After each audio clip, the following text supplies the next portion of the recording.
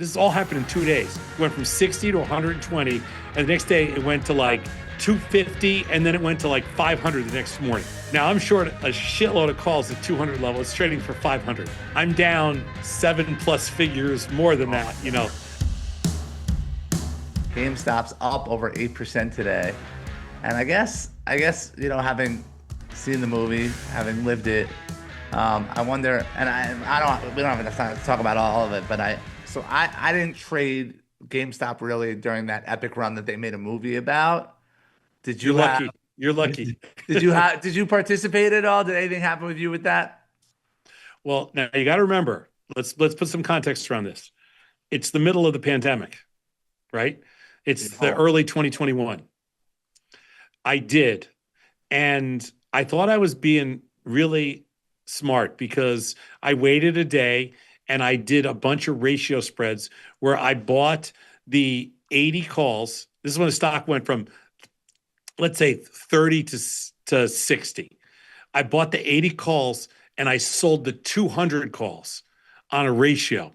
I think my ratio was 3-to-1, and I did it for a credit. Like, I don't remember exactly the numbers now because it's 5 years later. Right. But I think I did a 3-to-1 ratio spread where I bought the 80 calls, sold the 200 calls, and did it for a credit.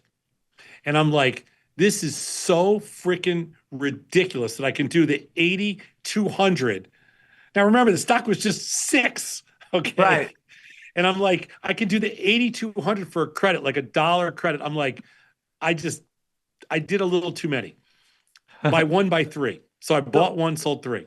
So just to do the math on that. So you are buying you're buying 3 of the 80. No, 1 of the 80s. 1 of the 80s, and then you're selling 3 of the 200s. 200s when it was trading around 60, 56, 55, 60 in that range. And where would you need it to be to win on that? What's your range where you win on that? Anywhere under 200. And it went to, well, first, so that's on, let's say that's on a Tuesday, okay? Yeah. On Wednesday, this volatility explodes. The stock goes to like 120. Now, when the stock doubled from 60 to 120, now I'm down a lot of money because even though I'm long the 80 calls, the 200 calls exploded. Right. So I didn't do anything more. I just kind of watched it a little bit. And the next day it went, this all happened in 2 days. It went from 60 to 120. And the next day it went to like 250. And then it went to like 500 the next morning. Right. Now I'm short a shitload of calls at 200 level. It's trading for 500. I'm down easily a lot. 7+ figures more than that, you know, like an ugly number. And it's only been 2 days, and I didn't even care about GameStop. It's like I couldn't even care less about this stock. I just did a stupid ratio spread, and I couldn't care less. And I'm sitting there going, oh, my God, look the kind of mess that I put myself into. So and at that point, I'm like, this is ridiculous. But I didn't do anything else except I just sold some premium. The puts were so expensive that the 600 calls at that time and the 100 puts were trading at the same price because the stock was 500, but it was anticipated it would go back down. So the 100 puts were trading the same price as 600 calls, something crazy like that. I don't remember exactly. So I sold a ton of premium, and it took me about 2 weeks to make it all back, and I made it all back. And at the end, I took like some crazy amount of risk to make absolutely no money. Like I made a little bit of, I had a positive P&L for the year in GameStop. I have never traded it since. Never. And nobody would have known that was going on unless you were talking about it. Is that correct? Oh, I never talked about it. Yeah, I mean, we were doing the show back then, so we talked about GameStop, but I never talked about my own position. But like if you were out to dinner, you're not like, I'm getting killed and I can't eat because this stuff. Oh, no. No, it wasn't life-changing. It was just, you know, it's just a bad trade. And, you know, I get mad at myself, but I don't even tell anybody. I mean, I think the only person that knew at the time was Tony, because we were like, you know, going back and forth with each other. He had a bad position on too. And we were just, you know, crying to each other. But we never talked about it other than to talk about like how crazy the tape action was. So is your rule now, like, is that a stock that's written off? Like, I won't trade that again? Not for that reason, just the markets in there haven't been that good. Um, no, I would trade it again. I traded it for earnings a couple times, but only really small, All right. like, tiny, tiny. The biggest risk I've taken in GameStop the last couple of years is probably, maybe $1,000, $2,000, so you go from millions to a couple $1,000. We'll keep it like that. We'll keep it like Yeah, that. we'll keep it like that. It's way better, but way better quality of life. Awesome. Okay, I got to tell you a quick story because we're Okay. talking gaming. Okay, quick little stupid story. I didn't tell anybody yet on air. So this weekend, I go to Costco because I had to be somewhere at 10 o'clock in the morning on Saturday morning for a meeting. So at 9 o'clock, I went to Costco because, so I went early. I was like in the first 20 people online, right? Okay. So I go in Online waiting Costco. to get in? Well, they just opened the gate. And so I was like the 20th person in. And every person before me is on a line inside of Costco to get something that they're giving away, selling. I don't know what it is. So the trader in me, now I got to go back to my floor days, okay? Because you'll like this story. So on the trading floor, if there's a big group of people, right, around some broker and everybody's screaming, they have their hands up, they want something, even if you didn't know it was trading, you put your hands up because if all these other guys want it, you just wanted it. Okay. It doesn't matter what it is. Okay. So, like, if there's a group of guys trading, like, I would walk up sometimes and I'd be like, I want mine. Like, I want my share 10, 20. I'll take whatever I can get. And then people go, do you even know what's trading? I go, I have no idea. I don't even care. I just want mine. So some broker would give you 10 or 20 and you'd be like, okay, thanks. And then you'd have to ask some other kid, hey, what did we just buy? Right. Because I had no idea. So that goes back to my half my life on the trading floor. So now I'm in Costco. There's 20 people ahead of me. They're online to get this thing that they're passing out. So I have no idea what it is. So I'm the next person, and they hand me two boxes, two unopened boxes. You didn't know what you were waiting And in they line go, for. I had no idea. Okay. And they hand me two boxes, okay, because that's the maximum. And every single person was on this line inside of Costco. So the woman says, okay, go to that register, a special register. They go pay there because you can't walk around the store with these. You have to buy them up front. So I go, fine. So I walked up to them, and then the person in front of me, I go, hey, I hate to sound crazy, but what am I buying? Right. What are these? And they go, these are Pokemon cards. I No. go, I swear to God. But now I'm in the middle of this pay line.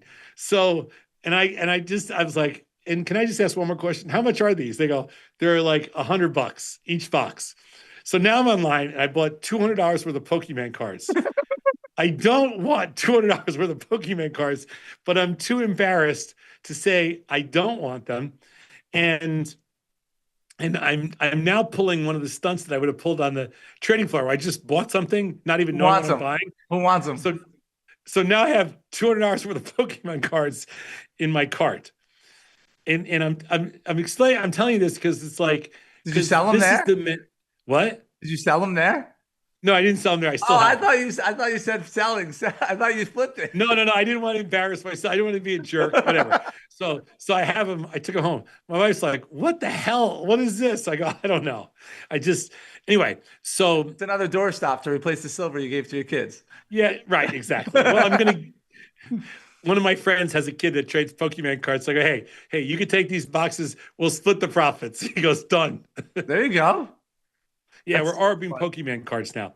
So anyway, so my point here is that sometimes we do things that are so irrational when it comes to trading, but yet it's in our blood. Like it's part of what I do, you know?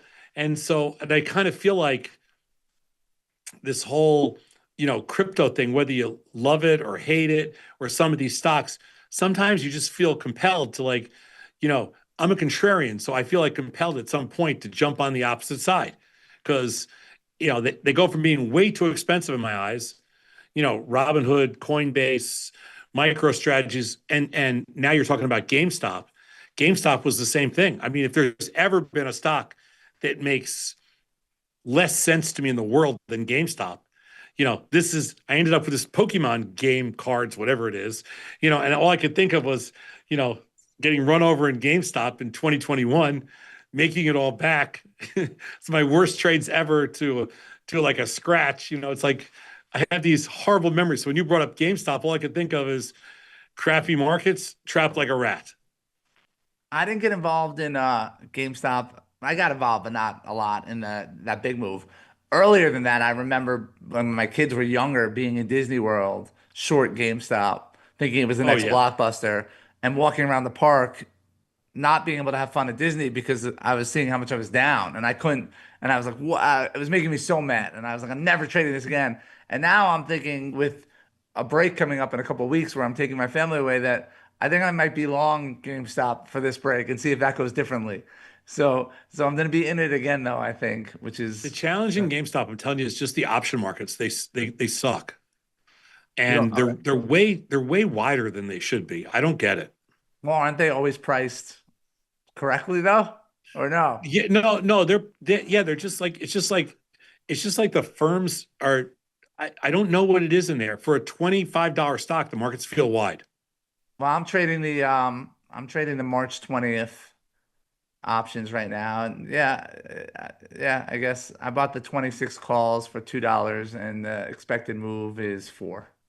Yeah, I haven't looked at it today, so I'm Uh, just speaking out of you turn. know, talking about Bitcoin, I think GameStop, for me, they're more similar than I think most people would say, but that's just my opinion, Well, like. it's another Ryan Cohen adventure, and I put him in the same kind of class as Michael Saylor.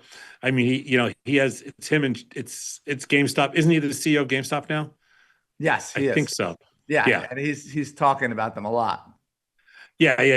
He's a Chewy boy, and he started a similar fund as to Michael Saylor did with Bitcoin. I mean, they're buying digital assets. Same thing. I feel bad because we try to keep these videos at, like, the goal that the producer told me was like 30 minutes, and I always go over, but I can't stop asking you questions. I got to get better at that. I'm sorry. I just very much appreciate this time. Thank you. I mean, we're 5 episodes in, and yeah, the following keeps growing. We just keep doing it, and this is fun. Thank you. It's awesome.